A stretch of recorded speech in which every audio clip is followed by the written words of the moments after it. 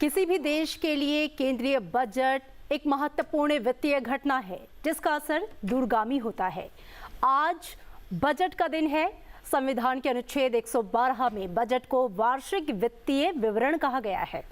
संसद में आज वित्त मंत्री निर्मला सीतारमण आम बजट 2024-25 पेश करेंगी। मोदी सरकार 3.0 का ये पहला पूर्ण बजट है, तो वहीं वित्त मंत्री निर्मला सीतारमण का लगातार 7वां बजट है। कल यानी बजट सत्र के पहले दिन वित्त मंत्री ने आर्थिक सर्वेक्षण पेश किया और देश की अर्थव्यवस्था की तस्वीर दिखाई, जो कई चुनौतियों के बावजूद उत्साहजनक है। आपको बता दें कि 26 नवंबर 1947 को स्वतंत्र भारत का पहला बजट पेश किया गया था और तब से लेकर अब तक बजट चमड़े के एक थैले से बही खाता और अब डिजिटल रूप ले चुका है। आज आम बजट को लेकर आपके मन में भी कई सवाल होंगे, उत्सुकता होगी कैसा होगा केंद्रीय बजट, किन क्षेत्रों पर रहेगा सरकार का फोकस, चुनौतियां क्या हैं और संभावनाएं क्या हैं। तमाम विषयों पर करेंगे हम विस्तार से चर्चा। संसद टीवी पर आप बजट से जुड़ा हर एक अपडेट और तार्किक विश्लेषण हमारे खास मेहमानों के साथ दिन भर देखेंगे लाइव। नमस्कार, स्वागत है आप सभी का। मैं हूं आपके साथ अमृता चौरसिया और मेरे साथ है मेरे सहयोगी रामवीर श्रेष्ठ। नमस्कार। और आज हमारे साथ बजट की इस पूरी पेशकश को आपके साथ साझा करने के लिए जो मेहमान जुड़े हैं उनका तारुफ, उनका परिचय मैं आपसे कराता हूं। हमारे साथ डॉक्टर एसपी शर्मा हैं और वरिष्ठ अर्थशास्त्री हैं, पीएचडी सीसीआई के। आपका बहुत बहुत स्वागत है संसद टीवी में। हमारे साथ डॉक्टर पंकज वशिष्ठ हैं, आपका बहुत बहुत स्वागत है पंकज जी। एसोसिएट प्रोफेसर हैं आप आरआईएस में। और हमारे साथ ऑनलाइन डॉक्टर अमन अग्रवाल भी जुड़ेंगे। आप निदेशक हैं इंडियन इंस्टीट्यूट ऑफ फाइनेंस के। तो सभी का बहुत बहुत स्वागत है। और सबसे पहले हम इस पेशकश में आगे बढ़ते हैं और सबसे पहले जानते हैं कि बजट क्या होता है, बजट का प्रभाव क्या होता है और बजट से आपको बजट क्यों जानना चाहिए। आइए देखते हैं।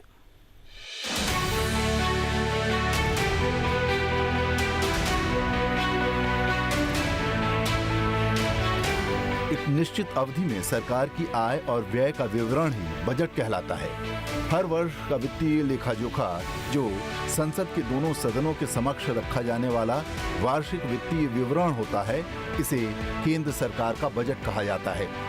इस विवरण में वित्तीय वर्ष के लिए भारत सरकार की अनुमानित प्राप्तियों और खर्चों का ब्यौरा होता है। सामान्यतः केंद्र सरकार का बजट हर वर्ष 1 फरवरी को प्रस्तुत किया जाता है, लेकिन आम चुनाव वाले वर्ष में बजट 2 बार प्रस्तुत किया जाता है। आम चुनाव से पहले के समय के लिए लेखानुदान प्राप्त करने और फिर चुनाव के बाद नई सरकार के गठन के बाद उस सरकार द्वारा पूर्ण बजट या फुल बजट प्रस्तुत किया जाता है। चुनाव वाले वर्ष में लेखानुदान या वोट ऑन अकाउंट को ही अंतरिम बजट कहते हैं। इस वर्ष यानी 2024 में अप्रैल, मई और जून की 1 तारीख तक 18वीं लोकसभा के चुनाव के लिए मतदान हो रहे थे। इसके लिए सरकार ने 1 फरवरी को अंतरिम बजट प्रस्तुत किया था। बात करें पूर्ण बजट यानी फुल बजट की, तो यह एक व्यापक वित्तीय लेखा जोखा होता है। यह अंतरिम बजट से अलग है। इसमें पूरे वर्ष के आमदनी और खर्चों का अनुमानित ब्यौरा होता है। पूर्ण बजट में सरकारी आय व्यय, आवंटन और नीतिगत घोषणाओं के सभी पहलू सम्मिलित होते हैं। लेखानुदान के लिए जहां सरकार संसद से सिर्फ कुछ महीनों के खर्च के लिए अनुमति लेती है, वहीं पूर्ण बजट संसद में विस्तृत चर्चा के बाद ही पारित होता है। तो आपने समझा कि बजट क्या होता है। दरअसल देश के आय और व्यय का पूरा लेखा जोखा, पूरा गुणा गणित, ये है बजट। जैसे हर एक आम आदमी अपने घर का बजट बनाता है, वैसे केंद्र सरकार पूरे देश के लिए बजट बनाती है। आपको बताते हैं कि प्रधानमंत्री नरेंद्र मोदी ने कल बजट सत्र से पहले संसद के बाहर संवाददाताओं से बातचीत की। उन्होंने क्या कुछ कहा, दलीय राजनीति से ऊपर उठकर संसद को गरिमामय मंच का उपयोग करते हुए राष्ट्र के प्रति प्रतिबद्धता दर्शाने की उन्होंने तमाम सांसदों से अपील की। और प्रधानमंत्री नरेंद्र मोदी ने कहा कि लोकसभा चुनाव में देश की जनता ने जो फैसला दिया है और सभी राजनीतिक दलों को मिलकर अगले 5 साल के लिए देश के लिए खड़ा होना चाहिए। उन्होंने कहा कि संसद राजनीतिक दलों के लिए नहीं है, बल्कि यह सदन देश के लिए है। संसद का मानसून सत्र का भी आरंभ हो रहा है। देश बहुत बारीकी से देख रहा है कि संसद का यह सत्र सकारात्मक हो, सृजनात्मक हो और देशवासियों के सपनों को सिद्ध करने के लिए एक मजबूत नींव रखने वाला हो। साथियों, भारत के लोकतंत्र की जो गौरव यात्रा है उसमें ये एक महत्वपूर्ण पड़ाव के रूप में मैं देख रहा हूं। व्यक्तिगत रूप से मुझे भी, हमारे सभी साथियों को भी ये अत्यंत गर्व का विषय है कि करीब 60 साल के बाद कोई सरकार तीसरी बार वापस आए और तीसरी पारी का पहला बजट रखने का सौभाग्य प्राप्त हो। ये भारत के लोकतंत्र की गौरव यात्रा की अत्यंत गरिमापूर्ण घटना के रूप में देश इसे देख रहा है। ये बजट सत्र है। मैं देशवासियों को जो गारंटी देता रहा हूं, क्रमशः रूप से उन गारंटियों को जमीन पर उतारना, इस लक्ष्य को लेकर के हम आगे बढ़ रहे हैं। ये बजट अमृतकाल का एक महत्वपूर्ण बजट है। हमें 5 साल का जो अवसर मिला है, आज का बजट हमारे उन 5 साल के कार्य की दिशा भी तय करेगा। और ये बजट 2047 जब आज़ादी के 100 साल होंगे, तब विकसित भारत का जो हमारा सपना है, उस सपने को पूरा करने की मजबूत नींव वाला बजट लेकर के हम कल देश के सामने आएंगे। हर देशवासी के लिए एक गर्व की बात है कि भारत बड़ी इकोनॉमी वाले देशों में सबसे तेज गति से आगे बढ़ने वाला देश है। गत 3 वर्षों में लगातार 8% ग्रोथ के साथ, 8% ग्रोथ के साथ हम आगे बढ़ रहे हैं, हम ग्रो कर रहे हैं। आज भारत में पॉजिटिव आउटलुक, इन्वेस्टमेंट और परफॉर्मेंस एक प्रकार से अपॉर्चुनिटीज की पीक पर है। ये अपने आप में भारत की विकास यात्रा का एक अहम पड़ाव है। साथियों, मैं देश के सभी सांसदों से, किसी भी दल के क्यों न हो, मैं आज आग्रहपूर्वक कहना चाहता हूं कि हम गत जनवरी से लेकर के हम लोगों के पास जितना सामर्थ्य था, उस सामर्थ्य को लेकर के जितनी लड़ाई लड़नी थी लड़ ली। जनता को जो बात बतानी थी बता दी। किसी ने राह दिखाने का प्रयास किया, किसी ने गुमराह करने का प्रयास किया। लेकिन अब वो दौर समाप्त हुआ। देशवासियों ने अपना निर्णय दे दिया। अब चुने हुए सभी सांसदों का कर्तव्य है, सभी राजनीतिक दलों की विशेष जिम्मेवारी है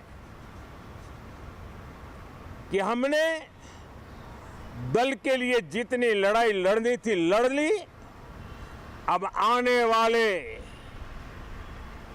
5 वर्ष के लिए हमें देश के लिए लड़ना है, देश के लिए जूझना है, एक और नेक बनकर के जूझना है।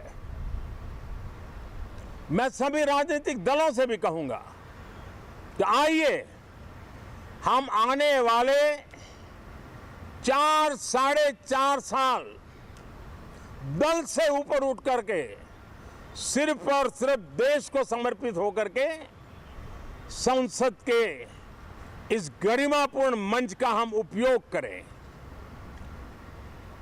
जनवरी 29 जब चुनाव का वर्ष होगा, आप उसके बाद जाइए मैदान में, सदन का भी उपयोग करना है कर लीजिए। वो 6 महीने जो खेल खेलने खेल लीजिए, लेकिन तब तक सिर्फ और सिर्फ देश के गरीब, देश के किसान, देश के युवा, देश की महिलाएं, उनके सामर्थ्य के लिए, उनको एम्पावर करने के लिए जन भागीदारी का एक जन आंदोलन खड़ा कर करके 2047 के सपने को पूरा करने के लिए हम पूरी ताकत लगाए। मुझे आज बहुत दुख के साथ कहना है कि 2014 के बाद कोई सांसद 5 साल के लिए आए, कुछ सांसदों को 10 साल के लिए मौका मिला, लेकिन बहुत से सांसद ऐसे थे जिनको अपने क्षेत्र की बात करने का अवसर नहीं मिला, अपने विचारों से संसद को समृद्ध करने का अवसर नहीं मिला, क्योंकि कुछ दलों की नकारात्मक राजनीति ने देश के संसद के महत्वपूर्ण समय को एक प्रकार से अपनी राजनीतिक विफलताओं को ढांकने के लिए दुरुपयोग किया है। मैं सभी दलों से आग्रहपूर्वक कहता हूं कि कम से कम जो पहली बार सदन में आए हैं, ऐसे बहुत बड़ी संख्या में हमारे माननीय सांसद हैं और सभी दल में हैं, उनको अवसर दीजिए, चर्चा में उनके विचारों को प्रकट करने का मौका दीजिए, ज्यादा से ज्यादा लोगों को आगे आने का अवसर दीजिए। और आपने देखा होगा कि पार्लियामेंट के नए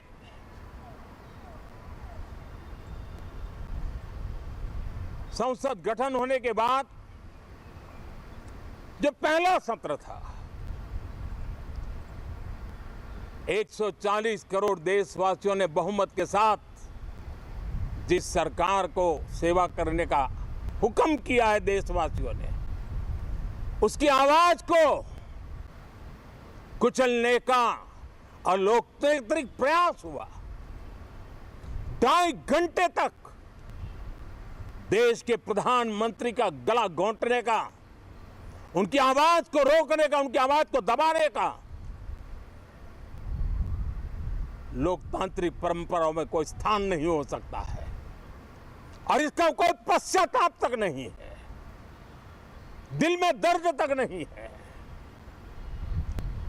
मैं आज आग्रहपूर्वक कहना चाहता हूं, देशवासियों ने हमें यहां देश के लिए भेजा है, दल के लिए नहीं भेजा है। ये सदन दल के लिए नहीं, ये सदन देश के लिए है। ये सदन सांसदों तक की सीमा तक नहीं है, 140 करोड़ देशवासियों की एक विराट सीमा करके ये लिए है। मैं विश्वास करता हूं कि हमारे सभी माननीय सांसद पूरी तैयारी के साथ चर्चा को समृद्ध करेंगे। कितने ही विरुद्ध विचार होंगे, विरुद्ध विचार बुरे नहीं होते हैं, नकारात्मक विचार बुरे होते हैं। जहां सोचने की सीमाएं समाप्त हो जाती है, देश को नकारात्मकता की जरूरत नहीं है। देश को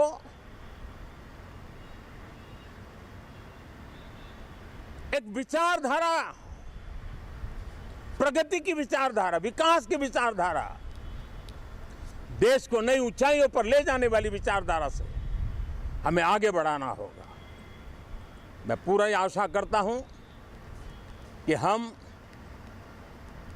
लोकतंत्र के इस मंदिर का भारत के सामान्य मानवीय की आशा आकांक्षाओं को पूर्ण करने के लिए सकारात्मक रूप से उपयोग करेंगे। तो आप सुन रहे थे प्रधानमंत्री को जो कल उन्होंने बजट सत्र के शुरुआत में अपील की तमाम सांसदों से। SP Sharma, chief economist PhD CCI, मेरे साथ स्टूडियो में मौजूद हैं। सर, प्रधानमंत्री ने कल कहा कि जो बजट है बेहद महत्वपूर्ण है अमृत काल के लिए, और सरकार का जो 2047 का जो विजन है विकसित भारत को लेकर, इस बजट को हम उस दिशा में बढ़ता हुआ एक कदम के रूप में देखेंगे। जी बिल्कुल, उन्होंने इकोनॉमिक सर्वे में भी बहुत एक 6 प्रॉन्ग्ड स्ट्रेटजी दी गई है जो कि अमृत काल के लिए है। और मैं बताना चाहूँगा कि भारत इस समय पे एक बहुत ही स्ट्रॉन्ग विकेट और स्टेबल फुटिंग पे है, जिसमें कि हमारी ग्रोथ, जैसे प्रधानमंत्री जी ने बताया कि 8% से ऊपर ऑन एन एवरेज रही है पोस्ट कोविड ईयर्स में। जो पिछले 3 साल थे, पिछले 3 वित्त वर्ष थे, जो उसमें 8% के ऊपर का हमने ग्रोथ हासिल किया है। और इस साल हम $4 ट्रिलियन का इकॉनमी बन जाएंगे 24-25 में, और हम 2 साल के बाद $5 ट्रिलियन का इकॉनमी बनेंगे, और 2030 तक हम $60 ट्रिलियन की इकॉनमी बन जाएंगे, और 2047 तक जो अनुमान है वो हम $34 ट्रिलियन की इकॉनमी बनेंगे। जबकि हमारी पर कैपिटा इनकम जो है $21,000 पर एनम होगी, पर व्यक्ति, प्रति व्यक्ति जो आय की आज बात मतलब करते हैं। तब हम अमेरिका की इकोनॉमी के आसपास होंगे, आप ऐसा कुछ कह रहे हैं? हो सकता है हम अमेरिका की क्योंकि इकोनॉमी अभी से भी आगे अमेरिका निकल की जाएं। इकोनॉमी शायद $36 और ट्रिलियन की होगी अभी। जी। तो जो 6 प्रॉन्ग्ड स्ट्रेटजी बताई गई है उसमें इकोनॉमिक सर्वे ने काफ़ी अच्छे से फोकस किया है, जिसमें जो अमृत काल की स्ट्रेटजी है उसमें मैं बताना चाहूँगा कि सबसे पहले उन्होंने बताया है कि प्राइवेट कैपिटल फॉर्मेशन होना चाहिए, जो प्राइवेट एक्सपेंशन है, जो और ज़्यादा इन्वेस्टमेंट्स आने चाहिए। उसके बाद जो हमारा ग्रीन टेक्नोलॉजीज़ हैं, जो हमारा ग्रीन मिशन है, उसमें पब्लिक प्राइवेट पार्टनरशिप होनी चाहिए। और तीसरा जो 6 प्रॉन्ग्ड स्ट्रेटजी का जो तीसरा महत्वपूर्ण जो बिंदु है वो है MSME support, because MSMEs are becoming the growth engine of Indian economy. तो MSMEs को सपोर्ट करेंगे तो वो एम्प्लॉयमेंट भी क्रिएट करेंगे और आगे ग्रोथ ट्रैजेक्टरी को और सुदृढ़ करेंगे। उसके बाद हमने जो अगला जो चौथा बिंदु है वो है sustainable agriculture. Agriculture, because agriculture is the way of life. Agriculture, हम एक अग्रेरियन इकोनॉमी है, एग्रीकल्चर को खास तरीके से फोकस करना होगा, क्योंकि अभी भी 45% के आसपास जो पॉपुलेशन है वो एग्रीकल्चर के ऊपर डिपेंडेंट है। उनकी इनकम तभी बढ़ेगी जब एग्रीकल्चर सेक्टर प्रफुल्लित होगा। तो एग्रीकल्चर सेक्टर जो है अमृत काल का एक बहुत स्ट्रांग बिंदु है। इसके अलावा उन्होंने targeted education and skill development के ऊपर फोकस किया है कि हमें एक टारगेट्स लेके चलने होंगे कि हमारा जो एजुकेशन सिस्टम है, एक क्वालिटी एजुकेशन और स्किल डेवलपमेंट, कि इतना स्किल डेवलपमेंट होना चाहिए। बिकॉज अभी हम देखते हैं कि एक जगह तो हम कहते हैं कि अनएम्प्लॉयमेंट है, दूसरी जगह पे जो डिमांड है, जो इंडस्ट्री की डिमांड है, वहाँ पे स्किल्ड मैन पावर कई बार अवेलेबल नहीं होती। तो हमें उसके लिए एक सुदृढ़ तरीके से ये लेके चलना होगा कि हम एजुकेशन के साथ साथ स्किल डेवलपमेंट को भी बढ़ावा दें। फिर इन्होंने capacity building for the states, अब स्टेट्स हैं ग्रो कर रही हैं, उनके लिए आगे जो उनका ग्रोथ है सस्टेनेबल रहे, उसके लिए कैपेसिटी बिल्डिंग की जरूरत है। तो एक 6वां बिंदु जो है 6 प्रॉन्ग्ड स्ट्रेटजी में दिया गया है। कुल मिला के जो इकोनॉमिक सर्वे है वो बहुत ही एक ब्राइट पिक्चर दे रहा है कि आगे हमारे पास अभी हम जिस जंक्चर पे खड़े हैं, ये नए भारत की बदलती हुई तस्वीर है। इस तस्वीर से थोड़ा सा आप भी हमें तारुफ कराएं तो बेहतर होगा। आर्थिक सर्वेक्षण में वो बोलते हैं कि एग्रीकल्चर, प्राइवेट सेक्टर और PPP जो मॉडल है इसको उन्होंने फोकस में रखा है। अभी तक जो उसमें जो कुछ हुआ है उस पर थोड़ा सा एक बार अपना नजरिया रख सकेंगे? देखिए, सबसे बड़ी बात जो अभी हमने प्राइम मिनिस्टर मोदी को सुना, उन्होंने कहा कि एक विकसित भारत की तरफ बढ़ने का हमारा एक कदम है, एंड मैं उसको थोड़ा सा इस संदर्भ में रखना चाहूँगा कि अभी ये इतना ज़रूरी क्यों है। अगर आप पिछले 10 साल देखेंगे तो मोदी सरकार का एक पूरा का पूरा जो प्रयास रहा है वो रहा है पीपल सेंट्रिक ग्रोथ अप्रोच। 2014 तक हमारी इकोनॉमी ग्रो की थी, बट कहीं ना कहीं उस ग्रोथ का जो बेनिफिट है वो आम आदमी तक नहीं पहुंच रहा था। तो पिछले 10 साल में पूरा प्रयास किया गया है कि उसको पीपल सेंट्रिक बनाया जाए। बिल्कुल। और अभी इसको और आगे इसलिए बढ़ाने का आवश्यकता इसलिए है क्योंकि हम एक डेमोग्राफिक डिविडेंड के फेज से गुजर रहे हैं। बिल्कुल। तो 1947 के आसपास का वो पीरियड है जब हम इस डेमोग्राफिक डिविडेंड से बाहर निकल जाएंगे। तो यही हमारे पास 25-30 साल का एक विंडो है जब हमें हमारी जो युवा शक्ति है उसको चैनलाइज करके और भारत को एक विकसित राष्ट्र के रूप में स्थापित करना है। उसको स्थापित करने के लिए जैसा शर्मा जी ने बताया कि एक बहुत कम्प्रिहेंसिव 6 प्रोंग स्ट्रेटजी है वो जो हमने बनाई है, उस पर भारत सरकार काम करेगी। अब पब्लिक प्राइवेट पार्टनरशिप पे फोकस होना इसलिए ज़रूरी है कि सरकार से उम्मीद नहीं की जा सकती कि वो हर क्षेत्र में पूरी तरह से खुद इन्वेस्ट करे, क्योंकि अगर आप सरकार अपने रिसोर्सेज से ज़्यादा खर्च करेगी तो फिर वो फिस्कल डेफिसिट वाली प्रॉब्लम आएगी। क्या पीपीपी मॉडल की ये भी उसमें खासियत आप मानते हैं कि जब सरकार एक लेवल पर उसमें इन्वॉल्व रहती है तो एक तरह की निगरानी भी बनी रहती है?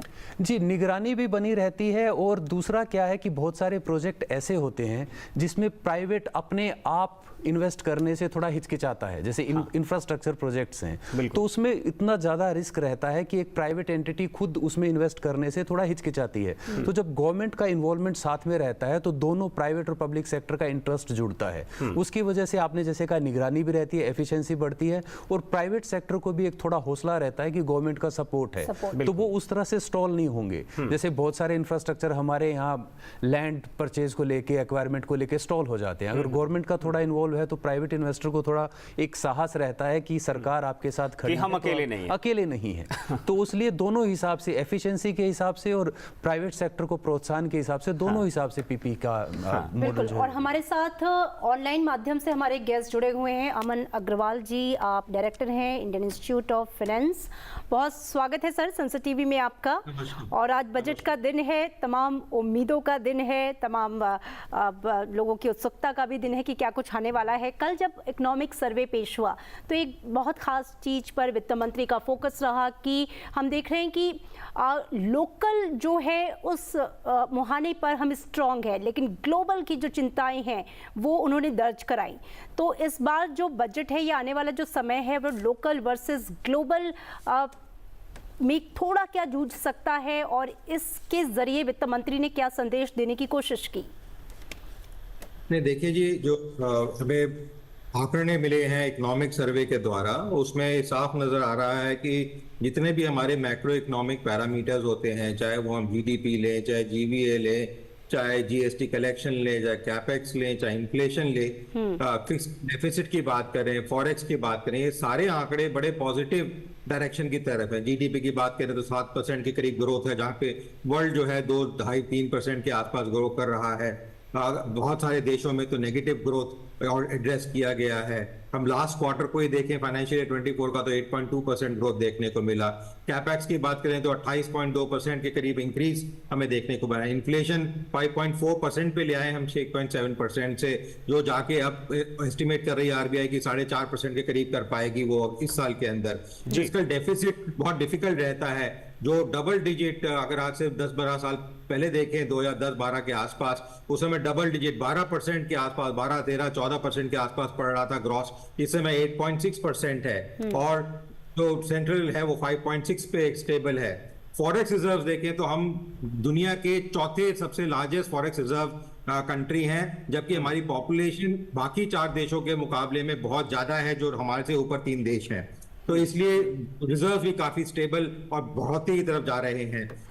अगर हम डेफिसिट की बात करें, करंट डेफिसिट की, वो भी 0.7% पे गिर गई है 2% से लाके। तो जो भी मैक्रो इकोनॉमिक इंडिकेटर्स देखें, स्टॉक मार्केट में इन्वेस्टमेंट देखें वो $44 बिलियन काफी हाई जा रही है। बिल्कुल, तो एक्सटर्नल डेट जो हमारी है वो भी कम हुई है, बहुत ज्यादा नहीं है, स्टेबल पोजीशन पे है। इसको देखते हुए और प्रधानमंत्री का जो पिछले 10 सालों से कार्यकाल में स्ट्रक्चर रहा, ऑप्टिमिज्म देना, डायरेक्शन देना, पॉजिटिव आउटलुक देना, एम्प्लॉयमेंट और रोजगार, जिसे हम रोजगार, बिकॉज रोजगार आम आदमी की भाषा में गवर्नमेंट जॉब है, वो सिर्फ जॉब नहीं है, सरकारी जॉब है, वो भी भारत सरकार ने पिछले 2 सालों में उसके ऊपर काफी तवज्जो दिया है। जबकि उनका रोल रहा है कि मिनिमम गवर्नमेंट रहे, मैक्सिमम गवर्नेंस रहे, इफेक्टिव गवर्नेंस रहे, उसके ऊपर भी वो काम कर रहे हैं। मेरे विचार में उसके भी इफेक्ट हमें जो कंजम्पशन लेवल्स हैं, आईपीपी लेवल्स हैं, उस सबके अंदर दिखाई देने को मिल रहे हैं। तो मेरे विचार अगर पूरा खाका देखा जाए तो कहने के लिए हम रियल उसके अंदर टर्म्स में $4 ट्रिलियन इकोनॉमी है, बट जो हमारी पीपीपी मोड के बेसिस पे होते हैं, जो परचेजिंग पावर की 1 रुपया कितना पैसा कितना सामान खरीद सकता है, परचेजिंग पावर के ऊपर देखें तो 14 से 15 ट्रिलियन इकोनॉमी हम बन चुके हैं इस समय, जबकि 2 साल 1.5 साल 2 साल पहले हम करीबन 12.5-13 ट्रिलियन इकोनॉमी थे पीपीपी मोड बेसिस पे। तो बहुत जरूरी है कि पीपीपी के अंदर हम टॉप 3 नेशंस में वर्ल्ड के आते हैं, पहले 2 के अंदर घूमते रहते हैं। पहला करने के बाद हमारा और चाइना के बीच में हमेशा टसल रहती है कि कौन दूसरे नंबर पे रहेगा। बिल्कुल, परचेजिंग बहुत जरूरी है, बिकॉज एक आम आदमी जो खरीद रहा है उसको वो माल कितने में मिल रहा है, कितनी महंगाई में मिल रहा है, कितने सस्ते में मिल रहा है, वो जरूरी है। बिकॉज कोई भी सरकार आए, बिल्कुल, परचेजिंग पावर जो है वो ही बेसिकली इकोनॉमी की पावर है। हम दोबारा फिर से जुड़ेंगे अमन आपके साथ और हम आर्थिक सर्वेक्षण की तरफ चलें। वित्त मंत्री निर्मला सीतारमण ने बजट सत्र के शुरुआत के पहले दिन 22 जुलाई को वर्ष 2023-24 का आर्थिक सर्वेक्षण लोकसभा के सदन के पटल पर रखा, जिसमें साल 2024-25 के लिए भारत की आर्थिक वृद्धि दर 6.5 से 7% के दायरे में रहने का अनुमान लगाया। सर्वे में यह भी कहा गया कि सरकार की ओर से निरंतर मजबूत आर्थिक सुधारों से देश की आर्थिक वृद्धि की संभावनाएं मजबूत हुई हैं। भारतीय अर्थव्यवस्था मजबूत और स्थिर स्थिति में है, जो भू राजनीतिक चुनौतियों का सामना करने में लचीलापन प्रदर्शित करती है। Sir, with your permission, I rise to lay on the table a copy each of the following papers, both in Hindi and English versions. Economic Survey 23-24, Economic Survey 23-24 Statistical Appendix. Lok Sabha के बाद उच्च सदन राज्यसभा में केंद्रीय वित्त राज्य मंत्री पंकज चौधरी ने इकोनॉमिक सर्वे 2023-24 सभा के पटल पर रखा।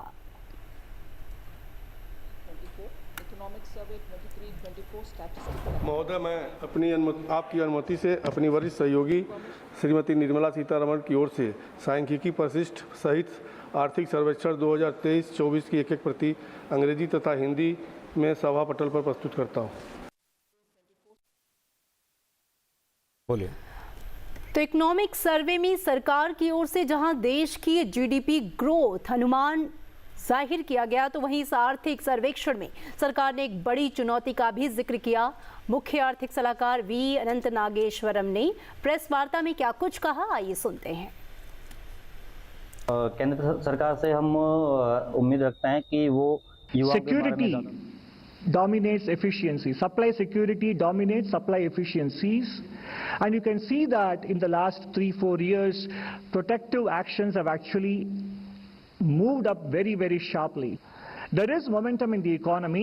In fact, we are now 1 quarter in the new financial year, and even high frequency indicators are telling us that the economy is carrying on the momentum that we have seen until the end of March 2024, when we grew at 8.2%.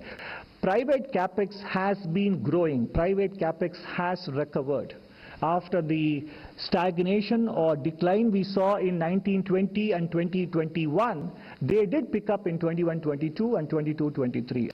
Industrial production, you can see a broad-based acceleration in all possible areas for the FY24, 9.5%, recovering very smartly from the overall growth of 2.1 in FY23.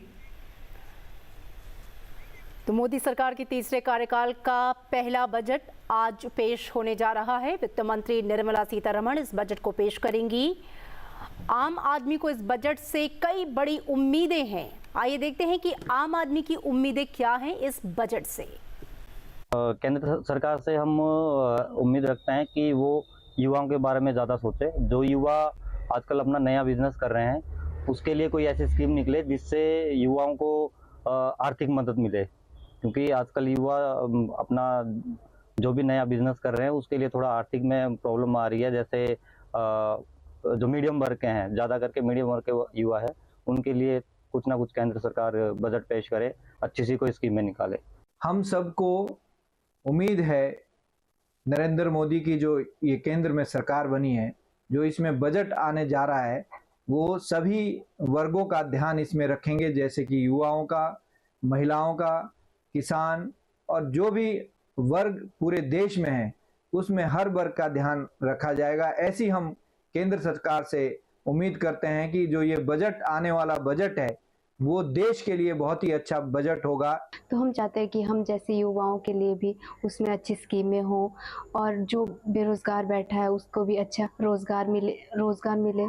मेरी सरकार से ये निवेदन है कि सरकार budget इस प्रकार का हो कि जिसमें गरीब आदमी को भी काफी ज्यादा राहत का एहसास हो। बजट इस तरह का पेश होना चाहिए कि गरीब और अमीर दोनों उसको मैनेज कर सकें।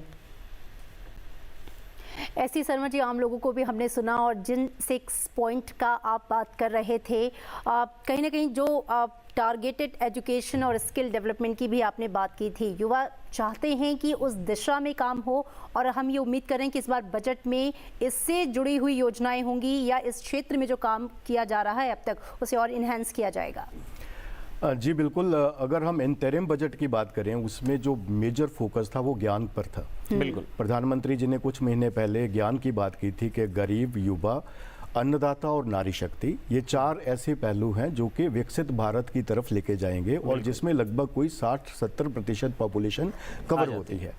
अभी हमने कुछ श्रोताओं को सुना, उन्होंने अपने विचार रखे कि गरीब के लिए कुछ होना चाहिए, युवा के लिए होना चाहिए, तो बिल्कुल सही है।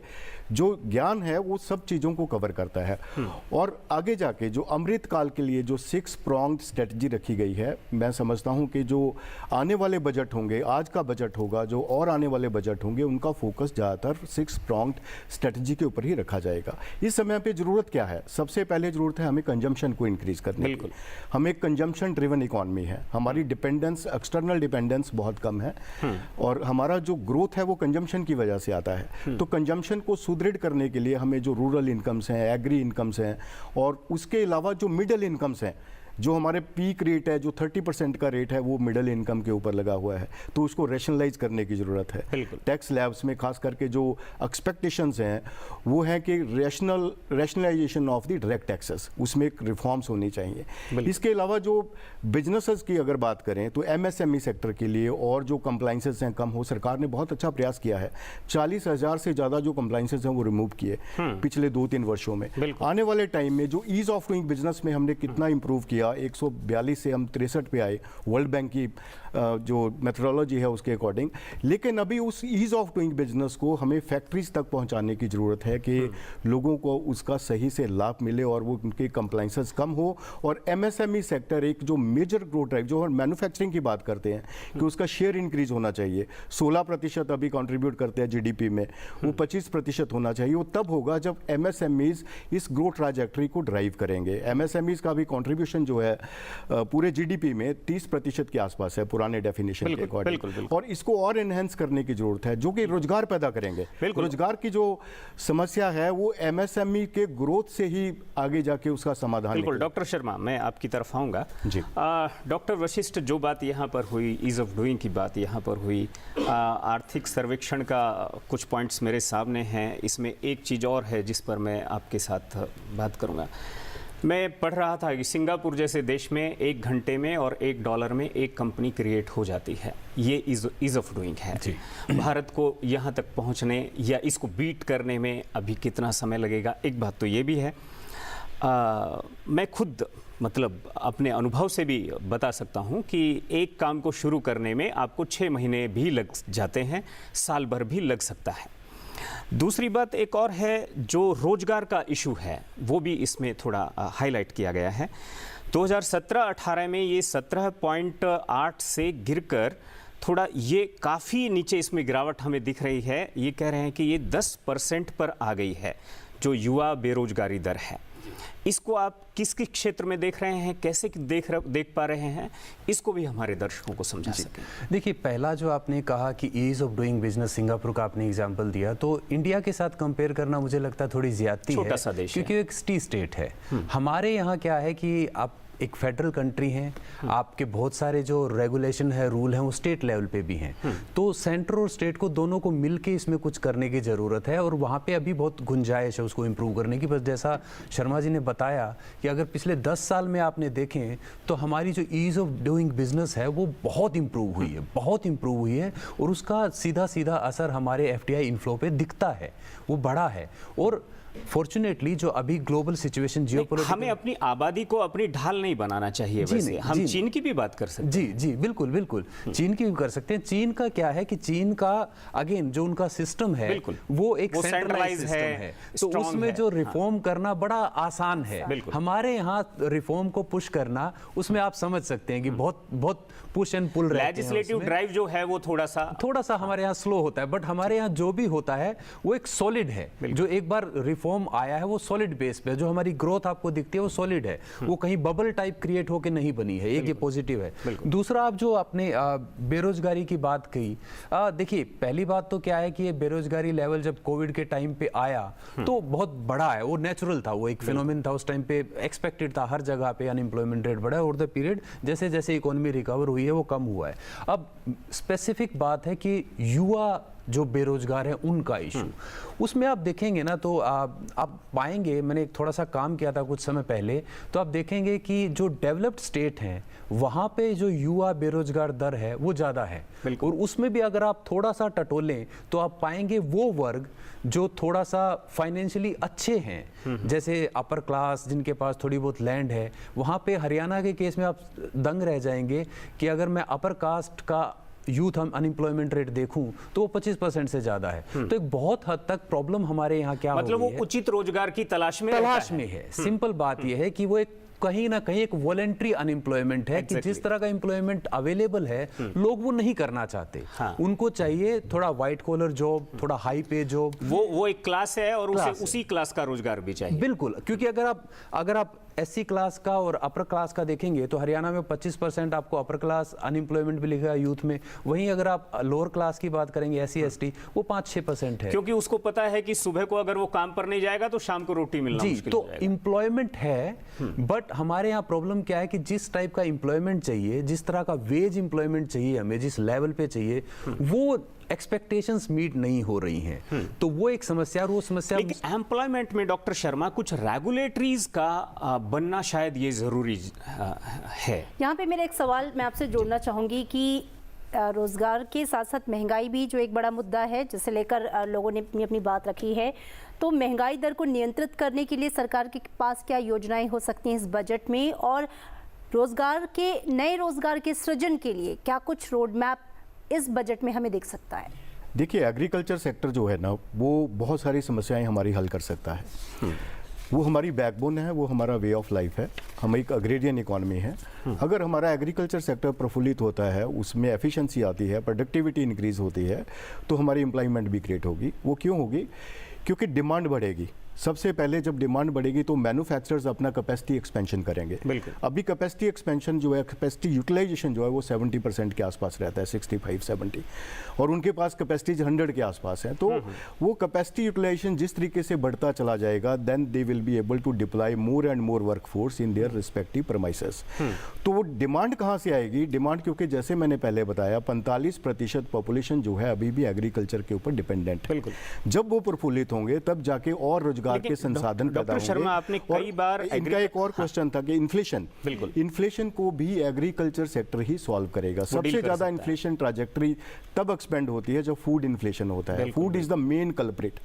अब आप देखेंगे कि इन्फ्लेशन के सभी जो कोर इन्फ्लेशन देखो, मैन्युफैक्चरिंग में देखो, वो बहुत नीचे है। आप देखिए फूड आइटम्स में 10% के ऊपर का इन्फ्लेशन चला, वो पूरे इन्फ्लेशन ट्रैजेक्टरी को इंपैक्ट करता है। तो जब हमारी supply chain, agri supply chain एक सुदृढ़ होगी, हमारा जो एक अब जैसे मानसून है, अभी हमारे पास उत्पादन भी है और लेकिन वो घरों तक नहीं पहुंच पाता, सप्लाई डिस्ट्रप्शंस होती है जिसकी वजह से प्राइस एस्केलेशंस होती है। प्राइस एस्केलेशन होने से कि होर्डर्स बीच में आ जाते हैं, कई बार वो सामान जमा कर लेते हैं कि महंगे दाम पे बेचेंगे। तो ये सब हमारे पास कई बार सप्लाईज भी होते हैं और हम फिर भी उनको डेस्टिनेशन तक नहीं पहुंचा पाते। उसके लिए हमें जो यातायात के माध्यम है, जो हमारे ट्रांसपोर्टेशन सिस्टम है, उसको सुदृढ़ करना होगा, वेयर हाउसिंग को सुदृढ़ करना होगा कि कई बार सामान खराब हो जाता है। वेस्टेजेस देखो कितने हैं, एग्री वेस्टेजेस ये हमारे कितने 20, 25, 30% तक चले जाते हैं। अगर हम उनको संभाल के रख लें, हमारे पास वेयर हाउसिंग हो, कोल्ड स्टोरेज अभी भी है, लेकिन उनको और एक्सपेंड करने की जो है अभी जो है वो नाकाफी है।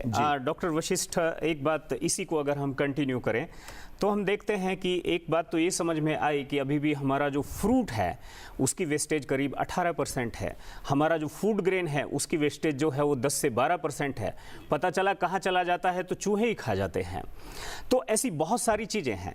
एक जो बात है, जो दूसरी बात है कि ये किसान जो है वो प्रोड्यूस तो कर लेता है, लेकिन उसका लाभ अगर उसे प्रॉपर नहीं मिलेगा, जब वो प्रोसेसिंग में जाएगा, पैकेजिंग में जाएगा, बाजार में जाएगा और उसे उसका प्रॉपर अगर मुनाफा नहीं मिलता है तो वो उसके निराश होने की संभावनाएं रहती हैं। इसलिए वो लाभ में उसकी हिस्सेदारी कैसे बढ़े, इसके लिए सरकार ने जो रोड मैप बनाए हैं वो तो एफपीसी है, एफपीओ है, इस तरह की बहुत सारी चीज़ें हैं, लेकिन इसको और कितना आप विस्तार देते हुए देख रहे हैं? देखिए, अगर मैं बहुत स्पष्ट शब्दों में अपनी बात कहूं तो जो एग्रीकल्चर एक्सटेंशन सर्विसेज और लॉजिस्टिक की जो बात है उसमें जो इन्वेस्टमेंट रिक्वायरमेंट है वो ह्यूमंगस है। और सरकार प्रयास कर रही है, पर सरकार सिर्फ अकेले खुद प्रयास करेगी तो मुझे थोड़ा सा उसमें डाउट है कि हम सफल हो पाएंगे। इस संदर्भ में जो हमारे 3 फार्म लॉ हमने इनेक्ट किए थे वो बहुत ज़बरदस्त थे। अनफॉर्चुनेटली वो पुश नहीं हो पाए, बट हमें किसी तरीके से हमारे जो प्राइवेट सेक्टर हैं, जो बड़े कॉरपोरेट हाउस हैं, उनको एग्रीकल्चर सप्लाई चेन में किसी तरीके से इंटीग्रेट करना होगा। क्योंकि उनके पास रिसोर्सेज हैं, वो फार्मर टू कंज्यूमर के बीच में एक अच्छा कनेक्ट हो सकते हैं। सिर्फ सरकार पे रिलाई करेंगे, अगर आप जैसे एफसीआई के गोडाउन्स की बात करें, आपने खुद बताया कि कितना वेस्टेज है, तो सिर्फ सरकार पे रिलाई करना, सरकार अपने लेवल पे प्रयास कर रही है, बट किसी ना किसी तरीके से हमें रास्ता ढूंढना पड़ेगा कि हम प्राइवेट इन्वेस्टमेंट को एग्री एक्सटेंशन सर्विसेज में, लॉजिस्टिक में लेके आएं। अगर वो नहीं लेके आएंगे तो ये हम बोलते रहेंगे, पर उस तरह की एफिशिएंसी अचीव करना बड़ा मुश्किल हो जाएगा। डॉक्टर शर्मा, मैंने अगर खेती का थोड़ा बहुत अध्ययन किया है तो मुझे उसमें 4 बातें देखने के लिए मिली। 4 स्टेप पूरे एग्रीकल्चर सेक्टर में हैं। एक प्रोडक्शन है, दूसरा प्रोसेसिंग है, तीसरा उसकी पैकेजिंग है, चौथा उसकी मार्केटिंग है। मुझे और तो ज़्यादा उसमें कुछ नहीं दिखता है। यहाँ पर प्रोसेसिंग जो है वो एक बड़ा इशू है। अभी हम अपने सामान को प्रोसेस नहीं कर पाते हैं। भारत में जितना प्रोसेस हो सकता था, और उस प्रोसेस जब वो हो जाता है तो तब हम उसकी पैकेजिंग करने लायक वो हो जाता है, तब उसको आप एक्सपोर्ट कर सकते हैं।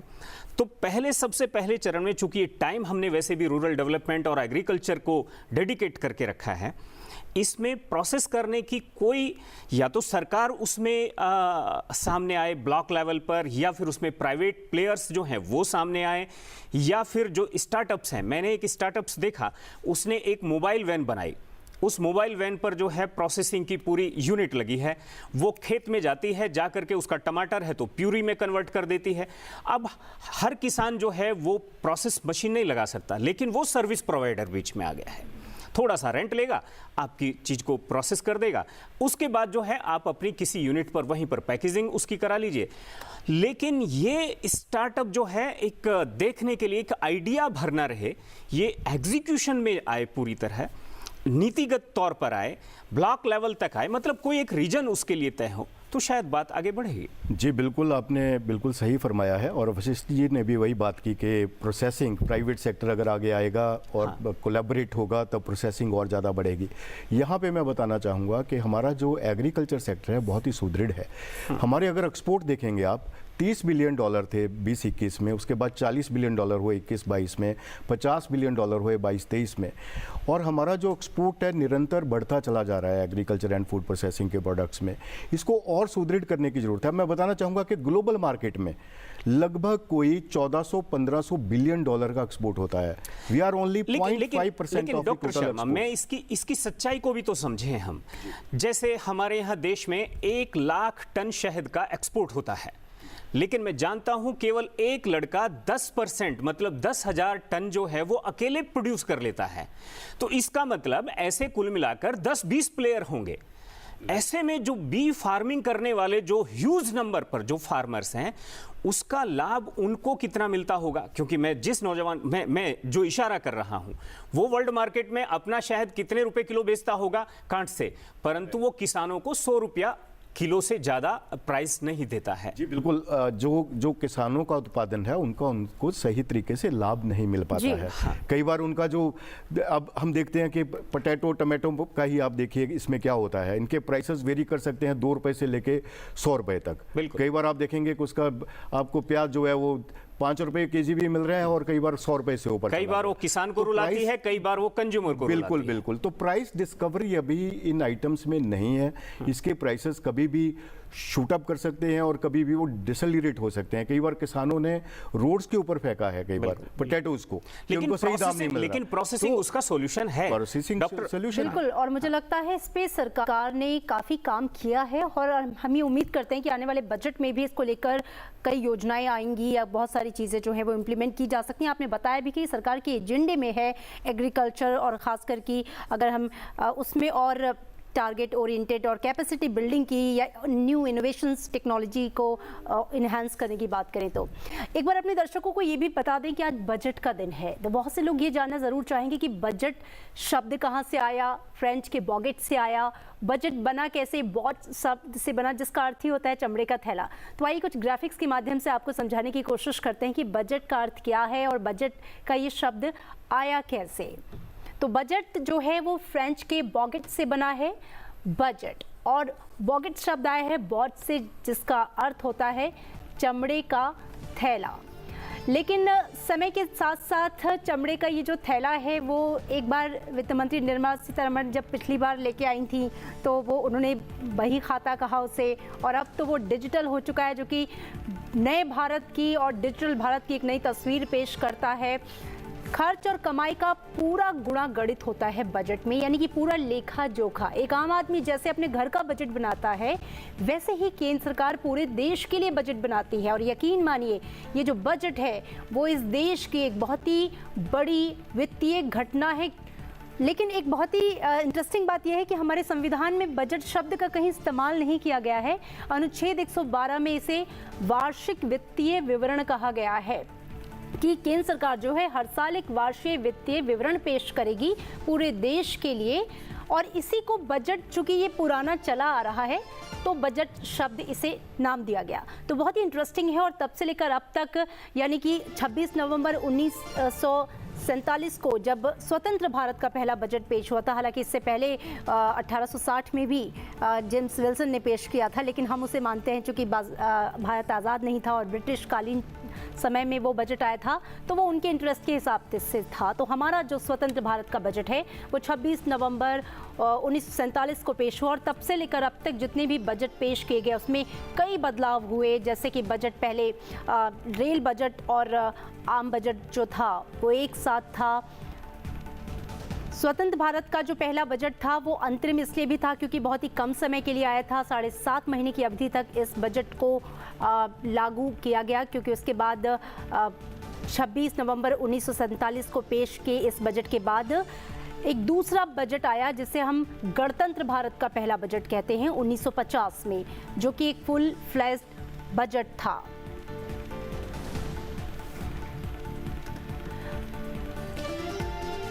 तो पहला बजट जिसकी हम बात कर रहे हैं, जो कि भारत जब आज़ाद नहीं था, ब्रिटिश शासन में था, वो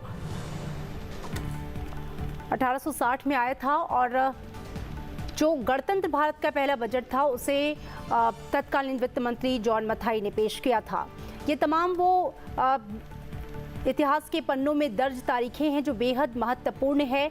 हालांकि हम आपको बताएं, जैसा कि मैं बता रही थी कि रेल बजट और आम बजट को एक में मिलाया गया साल 2016-17 में, और उसके बाद इसके समय में भी परिवर्तन किया गया, क्योंकि पहले शाम को 5 बजे होता था, जो कि अगेन ब्रिटिश शासन की मानसिकता को दर्शाता था। उसे सुबह 11 बजे किया गया। इस तरह के तमाम परिवर्तन हुए और अब बजट डिजिटल हो चुका है। नए भारत की नई आकांक्षाओं के अनुरूप एक नई तस्वीर डिजिटल भारत की। और जैसा कि वार्षिक वित्तीय विवरण संविधान में कहा गया है, तो बजट जो है वो एक वित्तीय वर्ष, जो कि 1 अप्रैल से 31 मार्च तक लागू होता है, 1 साल के लिए लागू किया जाता है। तो बजट को लेकर लोगों में बहुत उत्साह होता है, बहुत उत्सुकता भी होती है, बहुत उम्मीदें भी होती हैं, क्योंकि जो एक आम आदमी है सर, वो भी अपने घर का बजट भी इस बजट को देख के बनाता है। और चलिए अब मैं रुक करूंगी एससी शर्मा जी का, जो चीफ इकोनॉमिस्ट हैं, हमारे साथ बैठे हुए हैं। बजट की इस इम्पोर्टेंस पे अगर मैं बात करूं, तो बजट को पूरे देश के लिए आप कितना महत्वपूर्ण मानते हैं? हम जानते हैं कि पूरे देश की इकॉनमी और उसके बाद लोगों के घर की इकॉनमी इस बजट के आने के बाद फिर डिसाइड होती है। तो बजट को अगर आज मैं कहूँ कि आप परिभाषित कीजिए एज ए चीफ इकोनॉमिस्ट, तो आप कैसे करेंगे? आपने बिल्कुल सही फरमाया। जो आपने बताया पहले कि बजट कब कब पेश हुआ, उसकी हिस्ट्री क्या है, ये बहुत महत्वपूर्ण बात है। और बजट से हमारी डायरेक्शन तय होती है। जैसे कि प्रधानमंत्री जी ने भी बताया कि आने वाले जो 23 साल अभी हैं, जो 2047 तक हम किस तरीके से आगे बढ़ेंगे, तो बजट्स के ऊपर ही डिपेंड करता है कि हम किस वर्ग के लिए कितना एलोकेशन लेके आ रहे हैं, किसको क्या मिलेगा। हमें युवाओं के लिए क्या करना है, महिलाओं के लिए क्या करना है, किसानों के लिए क्या करना है, गरीब वर्ग के लिए क्या करना है, ये सब चीज़ों का जो लेखा जोखा है, जो पूरा एक हमारे पास जो पैसा है उसको हम कैसे आवंटन करते हैं, उसका डिस्ट्रीब्यूशन कैसे होता है, वही हमारा बजट है। और हमारी इनकम कितनी है, हम एक्सपेंडिचर कितना कर रहे हैं। बिल्कुल, जितने अगर हमारी इनकम है 100 रुपये और एक्सपेंडिचर हम कर रहे हैं 110 रुपये, तो हम 10 रुपये के डेफिसिट में चले जाएंगे। वो हमें अलग से जुटाने होंगे, कहीं से अलग से रिसोर्सेज ढूंढने होंगे।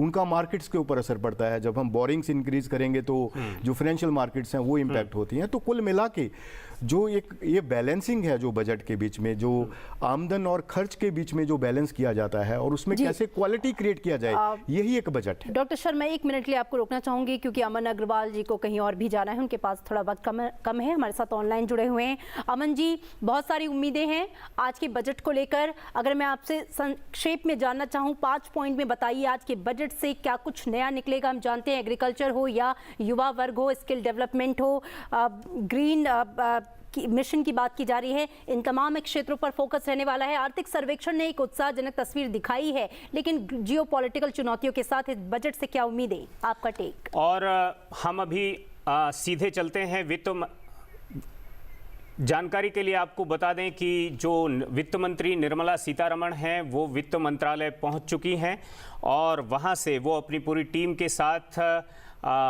फिर एक तरह से डिजिटल बजट को हाउस में पेश करेंगी।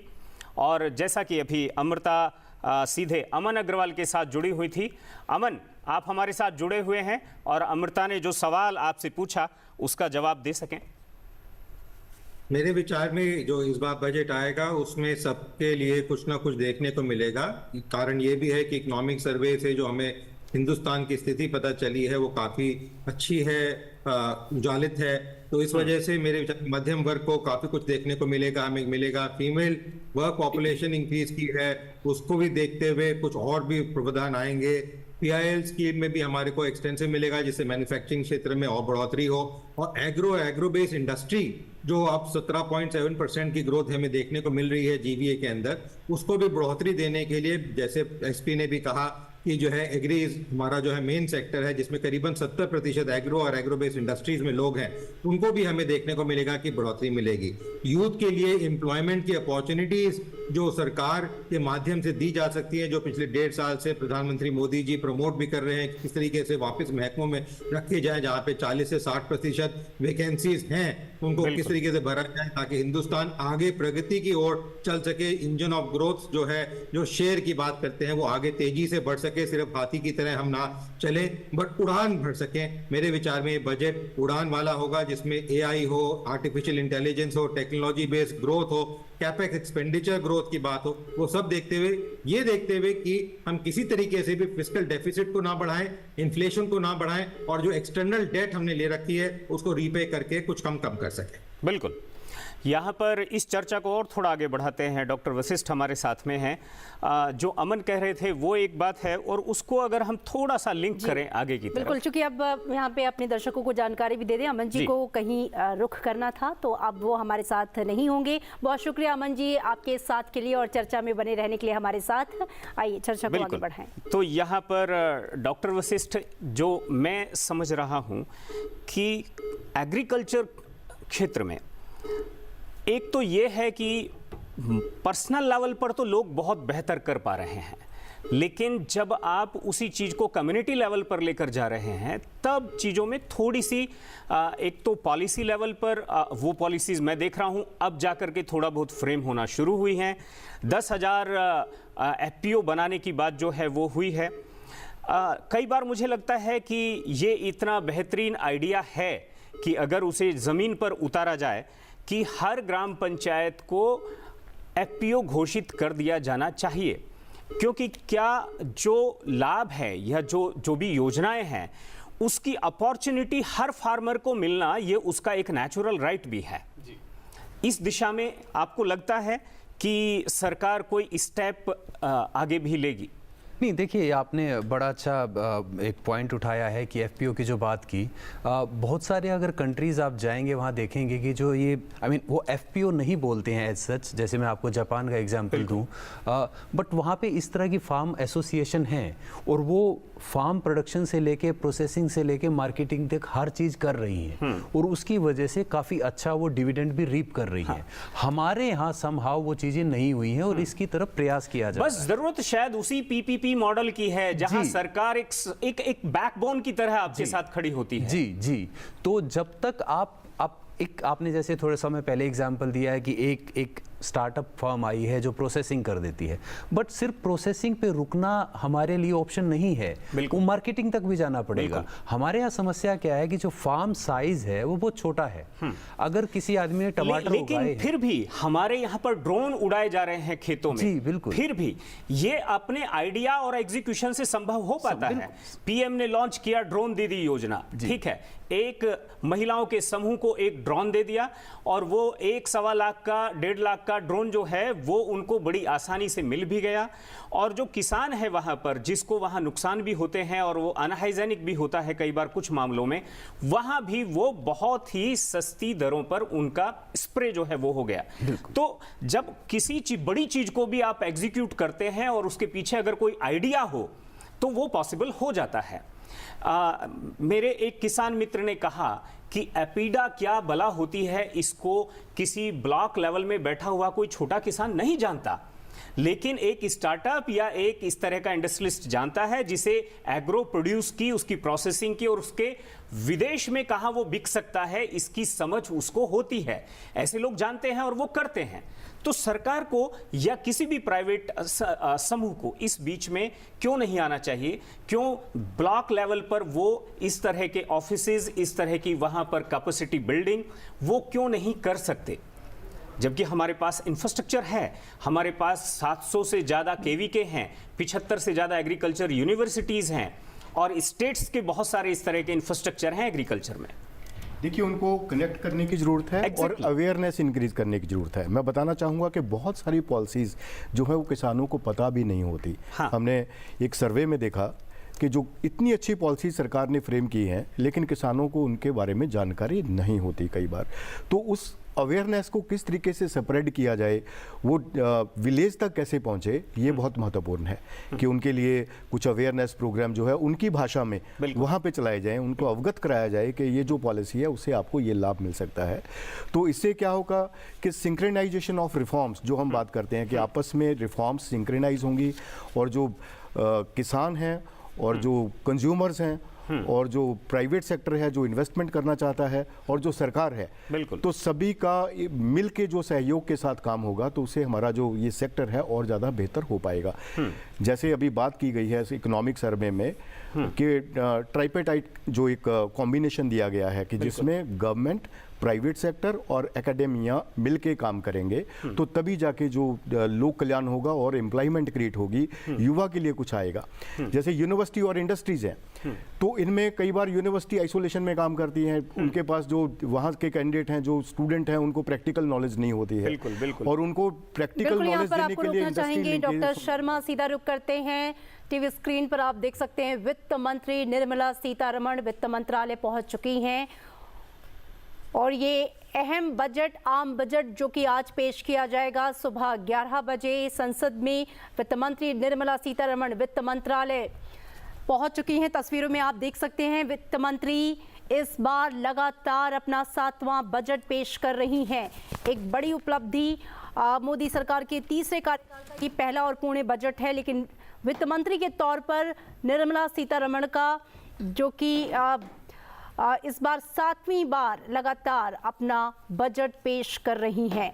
और इससे पहले जब वित्त मंत्री बजट लेकर आई थी 1 साल पहले, तब उन्होंने इसे बही खाता कहा था। देश का बही खाता एक लाल रंग के कपड़े में लिपटा हुआ, और उसके बाद जब बजट लेके आई तो एक टैबलेट में वो बजट था, डिजिटल बजट और भारत का पहला पेपरलेस बजट जो कि कोविड काल के बाद पेश किया गया 2021 में। उसका भी श्रेय वित्त मंत्री निर्मला सीतारमण को जाता है, भारत का पहला पेपरलेस बजट पेश करने का। और वो उस बजट को डिजिटल रूप से एक टैबलेट में लेकर आई और उसी से उन्होंने अपना बजट भाषण दिया, जो कि भारत की डिजिटल तस्वीर को दुनिया के सामने पेश करता है, क्योंकि प्रधानमंत्री का पूरा फोकस भी है उभरता हुआ और आगे बढ़ता हुआ डिजिटल भारत। फिलहाल तस्वीरों में आप देख सकते हैं वित्त मंत्री निर्मला सीतारमण पहुंच चुकी हैं वित्त मंत्रालय, जो कि इस बार लगातार 7वीं बार अपना बजट पेश कर रही हैं। और मेरे साथ इस वक्त जुड़ चुके हैं चर्चा को आगे बढ़ाने के लिए मेरे सहयोगी जी हाँ, मैं प्रतिबिंब शर्मा और हमारे साथ 2 नए विशेषज्ञ मेहमान भी जुड़ने वाले हैं। आप दोनों ने समय निकाला और बहुत सारे बिंदुओं पर जिस तरीके का आर्थिक समीक्षा पेश की गई और आर्थिक समीक्षा के पश्चात आज जो बजट पेश करने वाली हैं, जैसा कि बार बार हम मेरी सहयोगी कह रही हैं कि रिकॉर्ड 7वीं बार निर्मला सीतारमण आज बजट पेश करने वाली हैं। जी हाँ, अपने आप में एक बड़ा और देख सकते हैं आप, लगातार हम सीधी तस्वीरें भी आपके साथ साझा कर रहे हैं कि राष्ट्रपति भवन पहुंची थी वित्त मंत्री निर्मला सीतारमण। आप अपने टेलीविजन स्क्रीन पर देख सकती हैं। बिल्कुल, और हमारे साथ 2 खास मेहमान डॉक्टर एस सी शर्मा और डॉक्टर पंकज वशिष्ठ जुड़े थे। आप दोनों का बहुत शुक्रिया इस चर्चा में हमारे साथ बने रहने के लिए और महत्वपूर्ण जानकारियां और आगे की एक्सपेक्टेशंस इस बजट से हमारे साथ साझा करने के लिए शुक्रिया आप दोनों का। जी हाँ, और ये जो तस्वीरें हैं वित्त मंत्रालय की हैं, वित्त मंत्रालय में एक बार पहुंची है, राष्ट्रपति भवन पहुंची थी। इससे पहले वित्त मंत्री